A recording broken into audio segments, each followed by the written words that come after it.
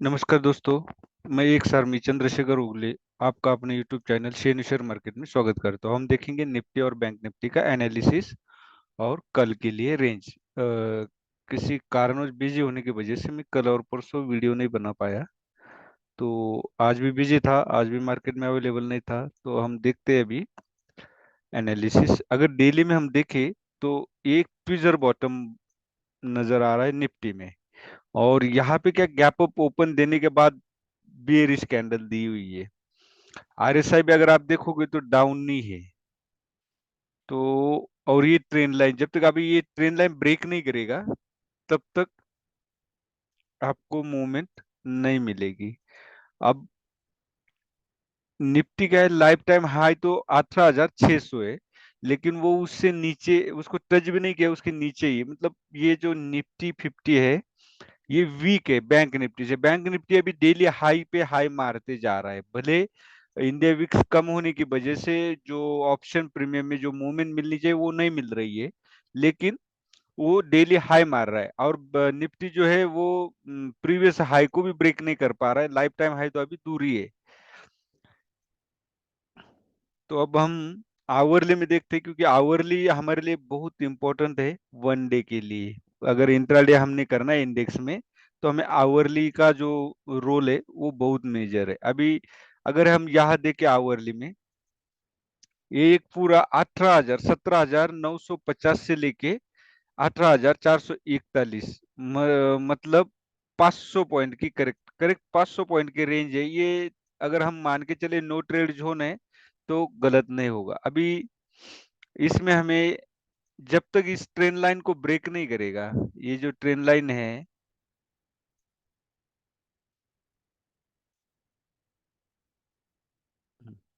ये जब तक ब्रेक नहीं होगी तब तक आपको 18,440 का टारगेट नहीं मिलेगा। इस ट्रेन लाइन को ब्रेक करना भी बेहद जरूरी है। अब अगर आप इसको देखो तो एक प्रकार का ये हेड एंड शोल्डर भी बन रहा है, इनवर्स हेड एंड शोल्डर भी ये बन रहा है। हो सकता है ये ब्रेक भी करे, लेकिन हमारा जो मेजर सपोर्ट है अभी 18,133 और सेकंड ये जो है, इसके बाद एक समझ लो कि ये डाउन ट्रेंड आ जाएगा। अब इसको यम पैटर्न भी बोल सकते हैं। क्यों?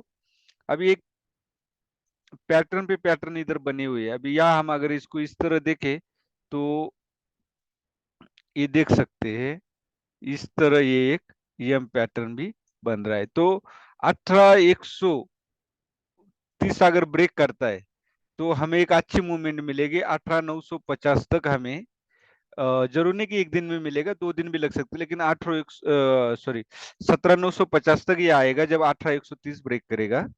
तो ये हो गया आवरली में। अगर हम अभी चलते 5 मिनट का कि आज ट्रेड कहाँ बन रहा था और कल के लिए रेंज क्या बोल रही है, कौन किस रेंज में हमने ट्रेड करना है, ब्रेकआउट ब्रेकडाउन या रिवर्सल। अभी अगर हम देखें तो रिवर्सल ट्रेड करना ही भलाई है, ब्रेकआउट के चक्कर में नहीं पड़ना चाहिए। रिवर्सल अब देखो यहाँ पे मोमेंटम ये पूरा खाली नीचे की तरफ, जैसे गैप अप ओपन देने के बाद देख सकते हैं कि एक पुट यहाँ पे बन रहा था, लेकिन अगर हम पुट की एक्चुअल प्राइस देखें तो वो बड़ी नहीं है। यहाँ से नीचे आने के बाद अगर यहाँ आप कॉल लेते, क्योंकि ये सपोर्ट का काम कर रहा था, हैमर था ये आपका, ये आपका सपोर्ट का था 18,242, और इसके ऊपर हैमर बना था। तो हम इसके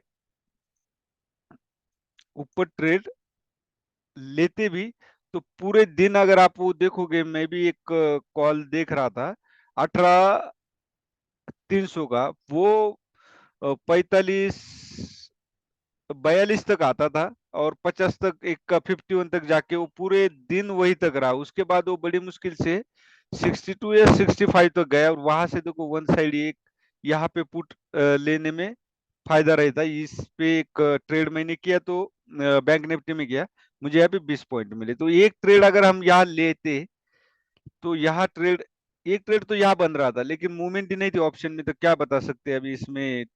ये समय वो है जो आपको ट्रेडर बना देगा अगर आप इसमें टिक पाए। तो इसमें क्या है, ओवर ट्रेडिंग से बचे, एक ट्रेड करो, जो भी स्टॉप लॉस है वो ले लो, या टारगेट मिला तो अच्छी बात है। सेकंड थिंग्स क्या है कि इसमें कम से कम मिनिमम क्वांटिटी में ट्रेड करे तो आप बढ़िया, मतलब आपके लिए ये बहुत फायदेमंद रहेगा। अदरवाइज इस मार्केट में आप खत्म हो जाओगे और कुछ नहीं बचेगा। तो इसका ख्याल रखें। पैसा तो बाद में भी कमाया जाएगा, लेकिन अब जो कैपिटल है आपके पास उसको बचा के रखिए। इंडिया विक्स कम से कम 17-18 के ऊपर जाने दीजिए, तब तक आपको इतनी बड़ी मूवमेंट नहीं मिलेगी। अगर आपको ट्रेड करना ही है तो 20 पॉइंट का मिनिमम लक्ष्य रखे, उससे ज्यादा ना रखे। 20 पॉइंट जैसे ज्यादा तो आप cost to cost stop loss लगा के, अगर stop loss cost to cost hit भी होता है तो आप आउट हो जाइए, लेकिन ज्यादा देर ज्यादा बड़ा मूवमेंट की आशा ना रखे। अब मार्केट बिल्कुल डिक्लाइन फेज में, डिक्लाइन मतलब क्या, ना ऊपर जा रहा है ना नीचे आ रहा है, इसको बोलते हैं डिक्लाइन। तो डिक्लाइन वो होता है कि जो ट्रेंड में ही नहीं है, साइडवेज जिसको हम बोलते हैं, तो साइडवेज मतलब ही डिक्लाइन। तो इस फेज में है, तो इस फेज में आपका कैपिटल खत्म होने में देर नहीं लगेगी, इसलिए कोशिश करें ऑप्शन बाइंग की जगह अगर आप ऑप्शन सेल कर पाए तो ये आपके लिए भलाई होगी। अब ये हो गया कल के लिए रेंज है। अगर 18,330 ब्रेक करता है तो हम बाइंग साइड बैठेंगे, और 18,250 अगर ब्रेक करता है तो हम सेल साइड बैठेंगे, और हमारा जो टारगेट फर्स्ट होगा वो होगा 18,200। बहुत बड़े टारगेट के लिए हम नहीं जाएंगे, 18,200 हमारा फर्स्ट टारगेट होगा। ये हो गया हमारा निफ्टी का। अब हम बैंक निफ्टी देखते हैं। बैंक निफ्टी में सेम लाइफ टाइम हाई पे हाई लगाते जा रहा है, कोई करेक्शन अभी तक हो नहीं पा रहा है। जब तक ये आवरली ट्रेंड ब्रेक करके कोई करेक्शन नहीं देगा तब तक आपको मूवमेंट अच्छी नहीं मिलेगी। लास्ट लास्ट में बैंक निफ्टी ने दिया, लेकिन वो वापस वही देख सकते हैं कि ये स्टार कैंडल बनी है इंडिसिसिव। अब हम आवरली की तरफ चलते हैं। अब लाइफ टाइम हाई उसने लगाया 42,860 61 का। अब आवरली की तरफ चलते हैं। एक्चुअली इसका लाइफ टाइम हाई था, वो था 41,800। अब वो करेक्ट करेक्ट और करेक्ट बोल सकते हैं कि 1000 पॉइंट ऊपर गया।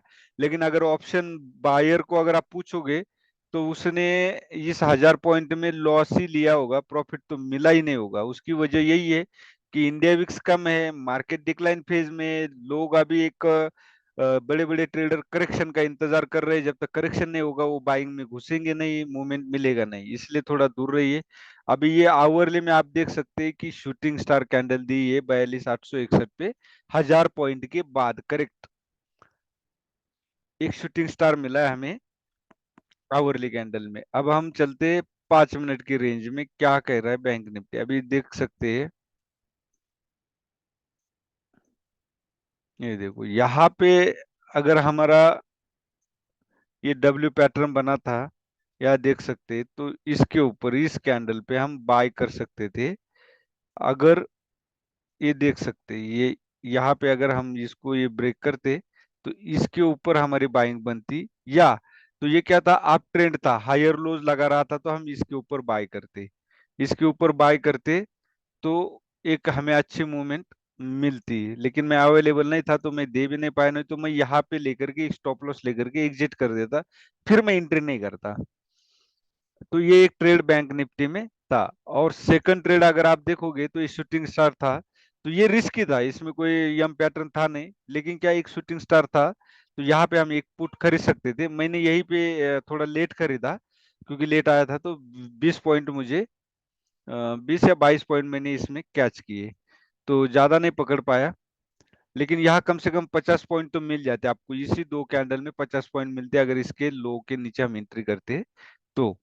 ये था बैंक निफ्टी का। कोई ज्यादा इसमें मैं जो बताना था निफ्टी बैंक निफ्टी में सेम है कि कम क्वांटिटी में करो, नहीं तो आपका अकाउंट खाली हो जाएगा, फिर आप ट्रेडिंग करने के लिए कुछ नहीं बचेगा। बोलते हैं ना, बचेंगे तो और लड़ेंगे। जब अकाउंट पैसा ही नहीं रहेगा तो कहाँ से आप लड़ोगे।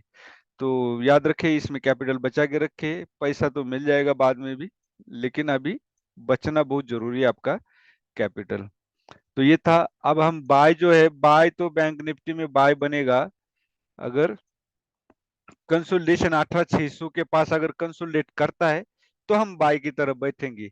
उधर 18,600 के नीचे हम, सॉरी 42,600, 42,861 के ऊपर बाय बनता है।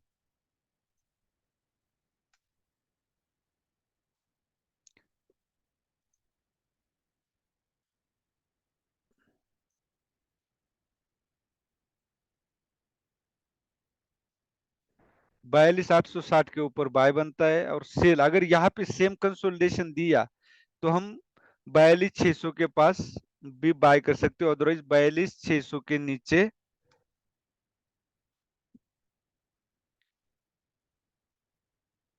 हमारा सेल बनता है। और हमारा टारगेट बहुत बड़ा नहीं होगा, 42,477। ये क्या है, गैप फिल। ये गैप बाकी है जो ये गैप फिल कर सकता है। अब देखते हैं आज तो अगर देखा जाए दोनों इंडेक्स ऊपर जा रहे, डाउ जोन और एजेक्स निफ्टी। तो कल भी सवेरे मॉर्निंग क्या होगा देखते हैं। गैप अप के चांस मुझे लग रहे हैं, क्योंकि एजेक्स निफ्टी ऊपर अपसाइड ट्रेड कर रही है। तो ये था बैंक निफ्टी का। अब अगर बहुत बड़ा gap up gap down open होता है तो हम 30 मिनट की रेंज फॉलो करेंगे, लेकिन क्वांटिटी कम ही रखे करेंगे। फिलहाल अभी कोई स्टॉक ज्यादा नजर नहीं आ रहा है। एक स्टॉक जो मुझे नजर आया था वो है,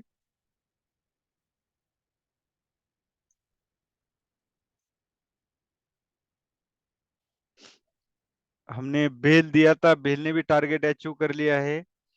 एनबीसीसी दिया था, 21% अप है। और ये एनबीसीसी देख सकते हैं, मैंने दिया था एनबीसीसी, आप इसको भी देखो 10% आज अप है। ये एनबीसीसी है, ये वीकली कैंडल है, मैंने वन डे पे आपको दिया था।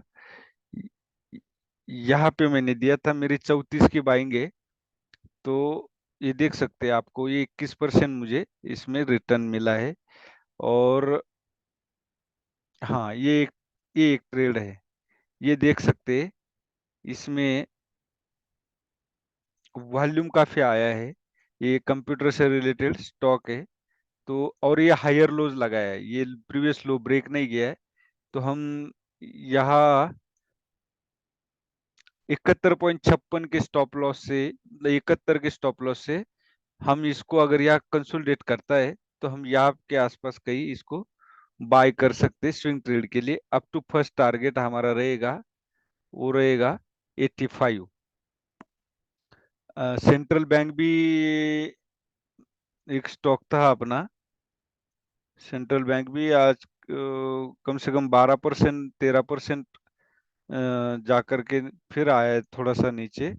तो सेंट्रल बैंक ने भी अच्छा मूवमेंट दिया है। एक एनएचपीसी फंसा हुआ है, मैंने आईआरएफसी भी दिया था 22 के रेंज के पास। तो आप देख सकते हो 29 लाइफ टाइम हाई लगाया हुआ है। तो इसी तरह आपको अगर स्टॉक चाहिए तो आप मेरे चैनल को भी सब्सक्राइब कीजिए, सब्सक्राइब कर सकते हैं। और मेरा जो चैनल है टेलीग्राम का, शेन शेयर मार्केट, इसको आप ज्वाइन कर सकते हैं, जिससे आपको सीखने को मिलेगा कौन सा स्टॉक कब क्यों, उसके पीछे का लॉजिक, ये सारा मैं उस पर बताता हूँ। तो आपको स्टॉक खरीदने में मदद होगी, जो आप किसी के ऊपर डिपेंड नहीं रह पाओगे, इंडिपेंडेंट बन जाओगे। तो ये था आज का अपडेट। वीडियो अच्छा लगे तो लाइक कीजिए, शेयर कीजिए और सब्सक्राइब कीजिए। धन्यवाद।